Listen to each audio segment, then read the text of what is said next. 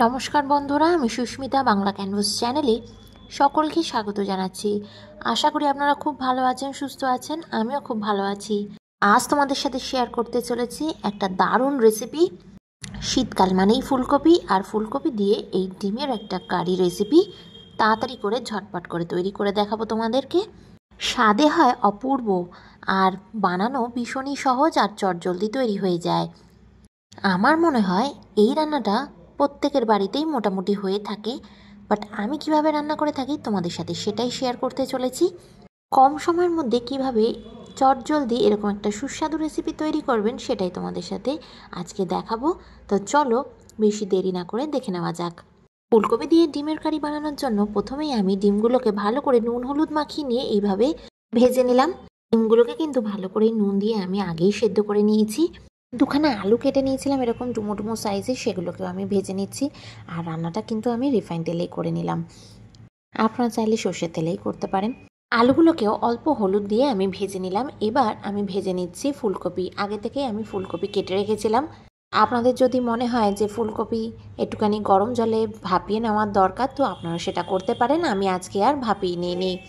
ফুলকপিগুলোকে এইভাবে মিডিয়াম সাইজেই কেটে নিয়েছি। ফুলকপিগুলোকে একদম লো টু মিডিয়াম ফ্লেমে 5 মিনিট মতো ভেজে নিয়েছি। ফুলকপিটা ভাজার সময় হলুদ গুঁড়ো আর দিলাম না, কড়াইয়ের তেলেই হলুদ ছিল। তো ভাজা হয়ে গেছে এগুলো মোটামুটি হালকাভাবে। আমি এবার এগুলো একটা পাত্রে তুলে নিচ্ছি। বেশি কড়া করে কিন্তু ফুলকপি ভাজার কোনো দরকার নেই, তাহলে কিন্তু ফুলকপির যে টেস্টটা সেটা নষ্ট হয়ে যায়। হালকাভাবেই ভেজে নিয়েছি। এবার সেম তেলেই ফোড়নে দিয়ে দিলাম একটা তেজপাতা, সেটাকে ফাটিয়ে দিয়েছি। আর 2-3টে এলাচ, একটা দারচিনি স্টিক আর 2টো লবঙ্গ দিয়ে ভালো করে নাড়িয়ে চাড়িয়ে নিলাম। বেশ একটা সুন্দর গন্ধ বেরোচ্ছে। ঠিক সেই সময় আমি অ্যাড করে দিলাম এখানে পেঁয়াজকলি। বাড়িতে অল্প পেঁয়াজকলি ছিল, তো ভাবলাম যে এর মধ্যেই আমি একটুখানি পেঁয়াজকলি দিই। পেঁয়াজকলি খেতে খুবই ভালো লাগে, তো পেঁয়াজকলি অল্প দিয়ে দিলাম। ওদিকে পেঁয়াজকলিটা ভাজা হচ্ছে, আর এখানে একটা আমি পেস্ট তৈরি করে নিই। এখানে একটা পেঁয়াজ আমি 4 টুকরো করে নিয়েছি। 1/2 ইঞ্চি মতো আদা দিলাম, 4-5 কোয়া রসুন, আর আধখানা টমেটো। টমেটোটা খুব বড় ছিল তাই আধখানা দিয়েছি। অল্প জল দিয়ে একটা মিহি পেস্ট তৈরি করে নিলাম। ওদিকে পেস্টটাও হয়ে গেল, আর এদিকে মোটামুটি আমার পেঁয়াজগুলিও ভাজা রেডি। এবার মিহি মিশ্রণটা দিয়ে ভালো করে কিন্তু মশলাটাকে কষিয়ে নেব। মশলা বাটার সময় আমি কিন্তু একটুখানি মোটামুটি জল দিয়েছিলাম বেশি, যাতে মশলা কষানোর সময় জলটা একদম শুকিয়ে না যায়। কারণ জলটা শুকিয়ে গেলে কড়াইতে কিন্তু লেগে যায়, টান টান হয়ে যায়। তো মোটামুটি আমি এরকম একটা কনসিস্টেন্সিরই মিশ্রণ তৈরি করেছি। এবার দিয়ে দিলাম এর মধ্যে অল্প শুকনো লঙ্কার গুঁড়ো, অল্প হলুদ গুঁড়ো দিয়ে দিলাম। এবার ভালো করে আমি কিন্তু কষিয়ে নিচ্ছি। আর এক এক করে সব গুঁড়ো মশলাগুলোই অ্যাড করে দেবো একসাথে। দিয়ে দিলাম অল্প ধনে গুঁড়ো, দেবো অল্প জিরের গুঁড়ো, আর অ্যাড করে দিচ্ছি অল্প কাশ্মীরি লঙ্কার গুঁড়ো। কাশ্মীরি লঙ্কার গুঁড়োটা সম্পূর্ণ কালারের জন্য ব্যবহার করছি। এবার মশলাটাকে খুব ভালো করে সময় নিয়ে কষিয়ে নিচ্ছি। মশলাটাকে খুব ভালো করে কষিয়ে নেব তেল রিলিজ হওয়া পর্যন্ত।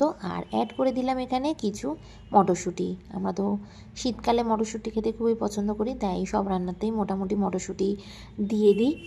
তাই এই রান্নাটাতেও বাদ যায় কেন, আমি এটাতেও মটরশুঁটি অ্যাড করে দিলাম। ভালো করে 5 থেকে 6 মিনিট এইভাবে কষাতে কষাতে দেখুন তেলটা কিন্তু ভালোই রিলিজ হয়ে গেছে। এবারে একটু মিক্সি ধোয়া জল অ্যাড করে দিলাম। আর মশলাটাও কিন্তু খুব সুন্দর একটা কালার এসে গেছে, আপনারা দেখতে পাচ্ছেন সেটা। অল্প জল দিয়ে কষালাম যাতে কষানোটা খুব ভালো হয়। অল্প জল দিলে, অল্প অল্প জল দিয়ে এরমভাবে কষিয়ে নেওয়া হয়ে গেছে। অল্প অল্প জল দিয়ে কষাবেন, তাহলে কি হয় কড়াইতে কিন্তু মশলাটা লেগে যায় না আর পুড়েও যায় না। তো আমার মশলা কষানো হয়ে গেছে। এবার আমি এর মধ্যে ভেজে রাখা আলু, ডিম আর ফুলকপি দিয়ে দিলাম। আর সব কিছুই আমি দিলাম যখনই মশলা থেকে একবারে সম্পূর্ণভাবে তেল রিলিজ করে গেছে।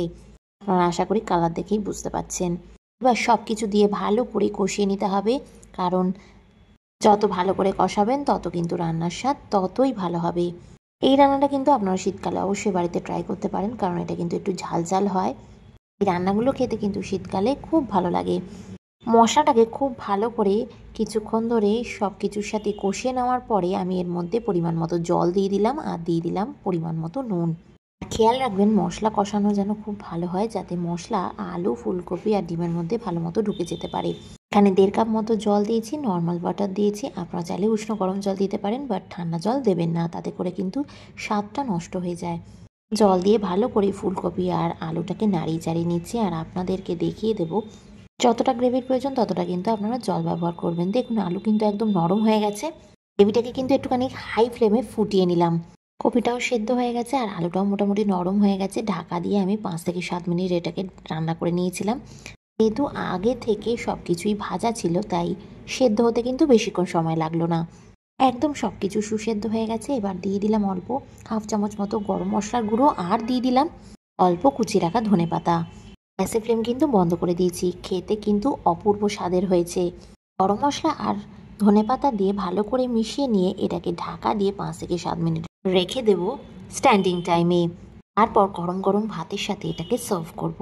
আশা করি আমার ভিডিওটা ভালো লেগেছে। ভালো লেগে থাকলে লাইক করবেন, চ্যানেলটা নতুন হলে অবশ্যই সাবস্ক্রাইব করে নেবেন, পাশে থাকা বেল আইকনটা অবশ্যই প্রেস করবেন নতুন ভিডিওর আপডেটসের জন্য। খুব খুব ভালো থাকবেন, সুস্থ থাকবেন, সাবধানে থাকবেন। দেখা হবে আবার একটা নতুন রান্নার ব্লগে। টাটা।